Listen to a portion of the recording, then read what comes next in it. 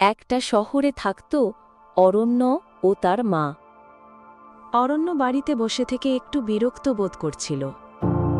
তাই সে ভাবল একটু কোথা থেকেও ঘুরে আসি। সে তার মাকে জানালো ঘুরতে যাওয়ার ব্যাপারটা। তার মাও রাজি হয়ে গেল এবং তারা ঠিক করল গ্রামে ঘুরতে যাবে। তার পরদিনে তারা বাড়ি থেকে গ্রামে রওনা দিল। অরণ্য শহর থেকে গ্রামে এসেছিল কয়েকদিনের জন্য। গাড়িকে আস্তে আস্তে তার মা তাকে এই গ্রামের এক ঘটনা বলছিল। ঘরে এসে সে তার মাকে হাসতে হাসতে বলল, এইসব নিশি ডাকের গল্প কেউ আর এখন বিশ্বাস করে নাকি মা? তার মা তার দিকে তাকিয়ে জবাবে বলেন, বিশ্বাস করিস আর নাই করিস, রাত 2টার পর দরজা জানালা বন্ধ করে রাখিস। আর হ্যাঁ, কাউকে ডাকতে শুনলেও রাস্তায় যাবি না। তারপর সে আর তার মা দুইজনে সারাদিনের জার্নি করে এসে আর ভালো লাগছিল না, তাই শুয়ে পড়ল। আর কখন ঘুমিয়ে পড়ল।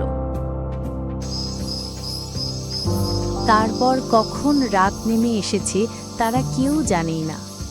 তারা এখন গভীর ঘুমে ঘুমাচ্ছে। চারিদিকে ঝিঝি ডাকছে আর বাইরে একটা হালকা বাতাস বইছে। তখন গভীর রাত, চারিদিকে নিঃশব্দে। অরণ্য শুয়ে আছে। হঠাৎ দরজার বাইরে থেকে গলা আসে, অরণ্য, আমি তোর মা বাইরে দাঁড়িয়ে আছি, দরজাটা খোল তাড়াতাড়ি, শীত লাগছে রে। আচমকা অরণ্যের ঘুম ভেঙে যায়। তারপর সে দরজার দিকে তাকায়।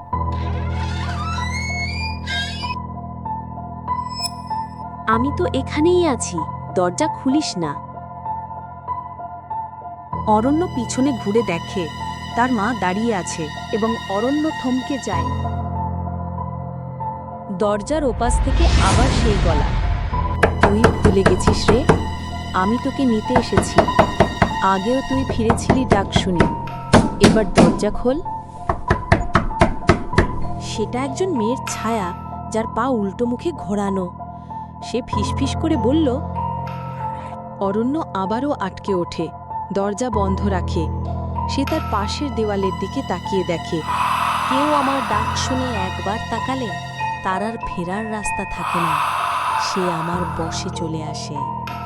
অরণ্য অবাক দৃষ্টিতে দেখে। এতো নিশি, ঠিক মা যার কথা বলেছি। তারপর একটা জোরে ভয় মেশানো গলার আওয়াজ, ব্যাস। তারপর চারিদিকে সব নিঃশব্দ, শুধু ঝিঝির ডাক।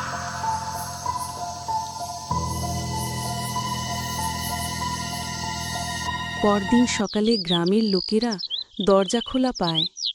সবাই এসে দেখে অরণ্য নেই। দেয়ালের পাশে পড়ে আছে অরণ্যের পুরনো জুতো আর তার ফোনটা।